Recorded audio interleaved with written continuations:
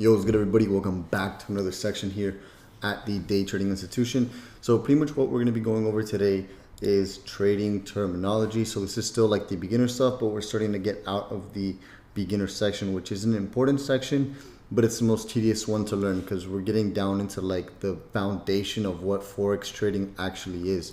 So what we're going to be learning in this lesson is we're going to be pretty much covering what a pip is, what lot sizes are, what the bid price is, what the ask price is, along with what the bid-ask spread is. We're also going to be going over what a quote conversion or convention is, what a transaction cost is, and last but not least, what a cross currency is. So what is a pip? So you're going to hear me refer to a lot of these terms throughout the course. So what a pip is, it's pretty much a unit of measurement used to express a change in value of a currency pair. So when we talk about pips, right, we're really going to be referring to how much a specific currency pair has actually moved. So you may hear me say in one of the videos, hey, gold dropped 50 pips, and that's how we measure the move and determine how big of a move it actually was. So let me kind of go back here before I skip on too much, right? So if you guys could actually see, so I mean, it really depends on the brokers too, but really this is how the normal market is, normal exchange rate. So we pretty much are only moving one decimal over, and that's going to be our pip count. So if we start here, this is going to be 8 pips. So if the market goes from 8 to 10, then we know that's going to be 10 pips, right? But if the market goes from 8 to 10, this is going to reset back to 0, and this will be 4. So this will be 40 pips, right? So anyways, this is going to be 8 pips. This is going to be 30 pips. This is going to be 500 pips. So let's say the market went from 538 to 540. The market's gone up 2 pips, and this will be 500 flat, or this will be 500 flat, right? But we'll get into that a little bit more in detail later on, right? So now let's go over an example of what an actual pip is.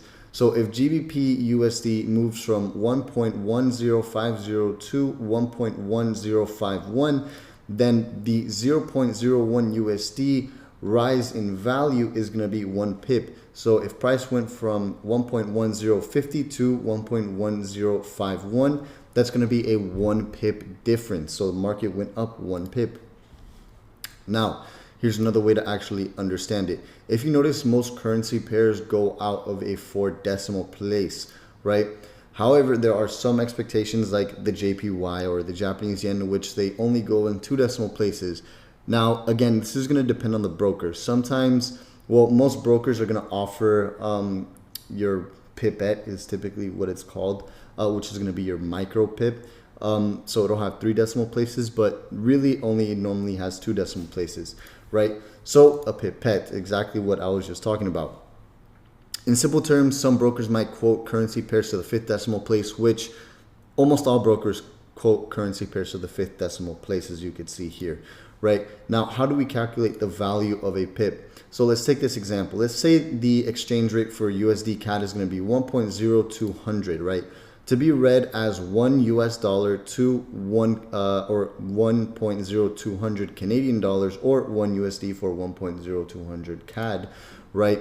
All you simply have to do is divide 1 pip, usually 0.0001, by the current exchange rate pip, which is the pip value in terms of the base currency. Now, I don't want you guys to really kind of, overcomplicate this.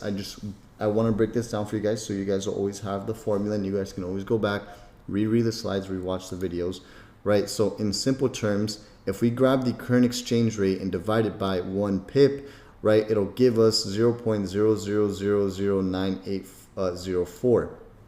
So if we traded 10,000 units of USD CAD at the current exchange rate being 1.0200, right? Now if we do 10,000 units times 0.00009804 USD per unit, which is going to cost us 98 cents, right? That's what we're going to be quoted, right?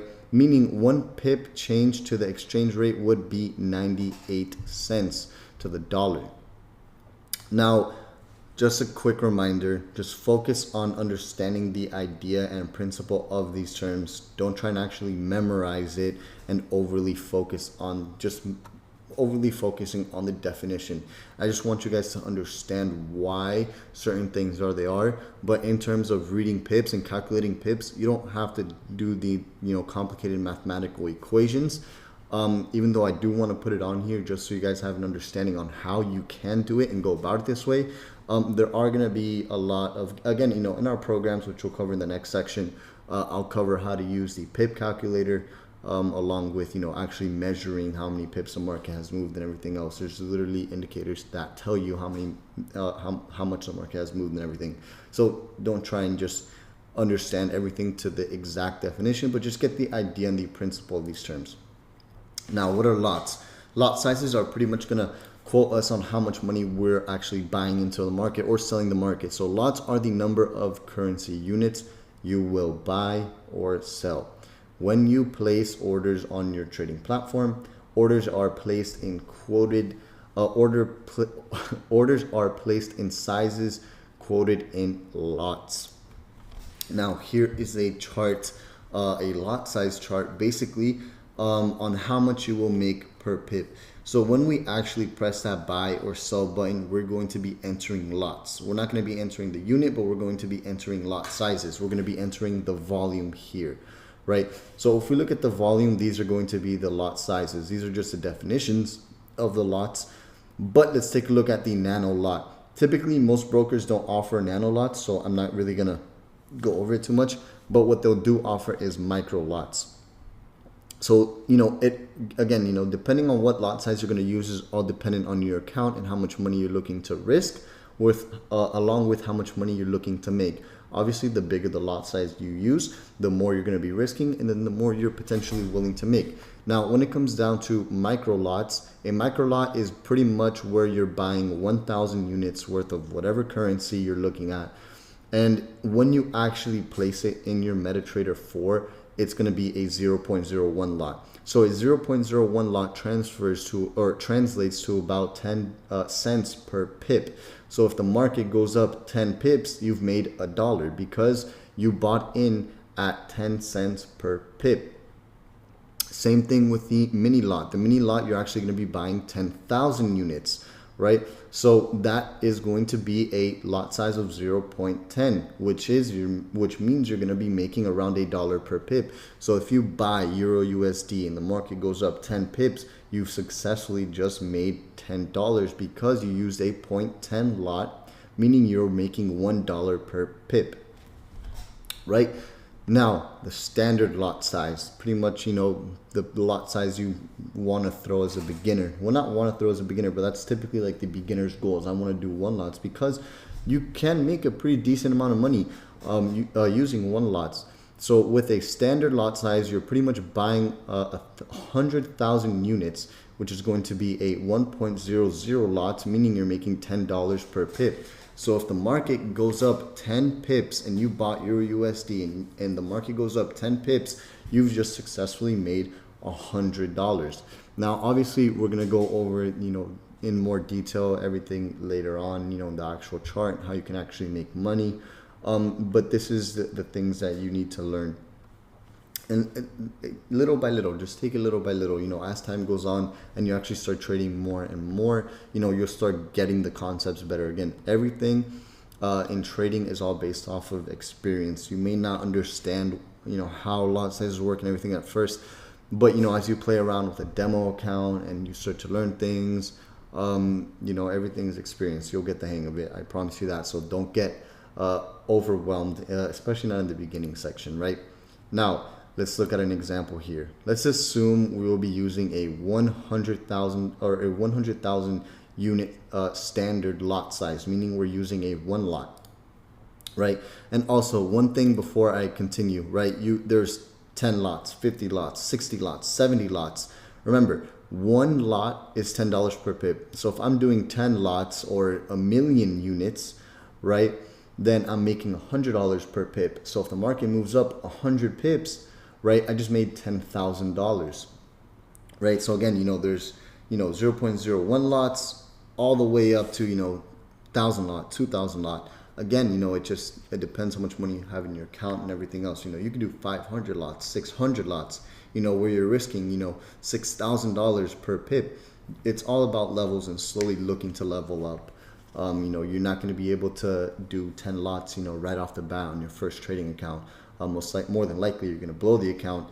And just remember, right, when you enter, let's just say 10 lots, right, and you have a $10,000 account or whatever the case might be, is even though 10 lots for a $10,000 account is a lot, right, you're probably going to have to go through the experience of, losing a lot of money very quickly so you can overcome that psychological barrier. So as there's levels in trading, you're going to have a lot of psychological barriers that you're going to have to overcome. And if you're somebody like me, where I tell you, hey, don't enter 10 lots on a $1,000 account, but you're like, whatever, I'm going to do it anyways because I'm probably right on this trade, and you blow your account, and you have to experience the pain to not do that mistake again, then you're probably going to lose quite a few in the beginning. But just keep in mind, like, the emotions when you actually place that trade. When you see that you place your first lot size on, let's just say, in a $2,000 account, and price goes against you 25 pips and you're down $250 already, you're going to be panicking, freaking out. So just know that everything is a process and don't rush it. You will increase your lot size over time as your account balance starts to increase,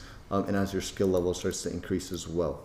Right, so let's just go back to this example. Now, USD JPY is trading at the current exchange rate of 1.19 or 119.80, right?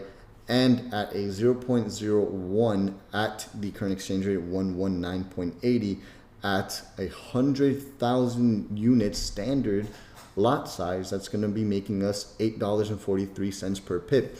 Now, again, depending on what you're trading, the value of the lot size changes. The lowest it'll be is $8.43. The highest it'll be is probably $10, right? But it's around an average. So this is going to be 1 pip. This is going to be the exchange rate. Your lot size is here. This is how much you're making per lot. So all you have to do is all this does is simply calculates the value of the pip. Now, if you notice, a 0.01 has 2 decimal places, right? Now, if you ask yourself why, that's because you're trading the yen. Typically, when you trade the yen, it has 3 decimal places because all brokers offer the pipette, so it'll be worth $10 per pip. Now, let's look at another example without the JPY. Let's assume you're using 1 lot on USD CHF, which is another one of those pairs, right? Another one of those slower moving pairs, right? So we have a 1.4555 being the exchange rate. Now we add that extra decimal place. That's going to be $6.87 per pip, right? So you can also think about it this way: the more popular the pair is, being being one of the major pairs, the more value that lot size is going to cost you, or that lot size is going to hold, because there's more volume in the market, right? So that has 4 decimal places. Now, again, don't worry. You don't have to sit there and do the math for every single trade. The broker does all the calculations for you. In terms of stop loss placements, take profit placements, and everything else. I just wanted you to understand the math and principle behind all of this. Now, what is the bid price? The bid is the price at which the market is prepared to buy a specific currency pair in the Forex market. At this price, the trader can sell the base currency. So the broker is going to offer you a bid and an ask price. Those are the prices you're going to actually get in at. So let's just say gold is trading at 1,800, right? The broker may, if you want to sell gold, the broker may actually put the bid price not at 1,800, but at 1,801, right? And that 10 pip difference is going to be the spread. The spread is the difference between the bid and the ask price. That's another way that the brokerage makes their money, right? Which, depending on the brokerage, they might have bigger spreads or they might have lower spreads. There's lots of different account types and account sizes, but typically you want to use a brokerage that has a little bit higher commission, meaning they charge you $7 per lot size, let's just say, which is pretty average, or it's pretty low, but the spread is a lot smaller, right? Now, this is going to be the bid price. The bid price is going to depend on the base currency, and then we have the pip value here. So notice how this is a 2 pip difference, right? So the ask offer price is the price at which the market is prepared to sell a specific currency in the Forex market. At this price, you can buy the base currency, right? So here's the ask price, and then notice the bid. Now the bid ask spread. This is the bid ask price that I was telling you about, this is where the brokerage makes their money, right? So notice how the spread is the difference between the bid and the ask price. So this is the bid price, 1.1051. This is the ask price, 1.1053. Right now, again, look at the pip. Look at the last value here of the decimal place, 1 and 3. Notice how there's a 2-number difference. If we take 3, subtract it by 1, we're going to have 2. This means our actual spread is going to be 2 pips. So the broker is going to put us at a 2 pip difference when we actually take the trade, and this is how they make their money. Now, what is a quote conversion? The exchange rates in the forex market are expressed using the following format: base currency, quote currency, and then the bid and ask price. Now, what is a transaction cost, right? This is going to be the spread. This is where the broker makes their money again. In the case of Euro USD being at the exchange rate of 1.2812 and 1.2815, the transaction cost is 3 pips. The transaction cost is the spread, which equals the ask price minus the bid price. Now, what is a cross currency, right? Pretty simple. Again, that's just how the brokerage makes their money, all throughout spread. What is a cross currency? A cross currency is any currency pair in which neither the currency is the US dollar. Usually cross currency pairs carry a higher transaction cost. What they mean by this, or what I mean by this, is pretty much that if you're not trading one of the popular pairs that offer the US dollar, then they're going to have a higher spread and a higher commission because there's less volume traded within that currency pair. Now, typically in Forex, the more popular currency pair is to trade, the more manipulated that currency pair is going to be. And of course, big banks, hedge funds, institutions manipulate price sometimes to make extra money. It's like a here and there type of thing where they do price manipulations, right? And it's not something that you really have to be worried about, but just know once in a while, if you ever get taken out of the trade early and then you see price move in your favor, that's simply because market has been manipulated to hit the majority of the stop losses that we place. And then the institutions take price in the favor that price was normally going to go. This is how they make, another way they make their money. So if you tend to trade less popular pairs that don't involve the US dollar, then you're going to find there's going to be less manipulation. And once again, don't try and memorize everything. A good rule of thumb is just to simply make sure you understand the basic idea of how all these terms work together. It's literally as simple as that. Like I said previously, I don't want you guys to just overcomplicate things. As time goes on, you will understand these concepts better and better, and actually applying them to the chart, like learning how much the market is moving, how much the market has moved yesterday. Let's just say yesterday the market moved 100 pips, and you're expecting another 100 pip move today. Again, everything is trading, and everything is experience in trading. And one thing I've always told my students is that any trader that actually stays to it and will only I don't know why I'm getting like whatever. Point is, right, what I was going to say is the only traders that fail are the ones that quit. So just stay to it. Don't give up. Again, this is just the beginning section of things, right? Things will start getting a lot more simpler as time goes on. You actually become a more experienced trader. And that's really all we wanted to cover today. Again, in the next section, I'll show you everything else on how to calculate pips and your lot sizes and how to enter your lot sizes and everything else. So talk to you guys in the next section.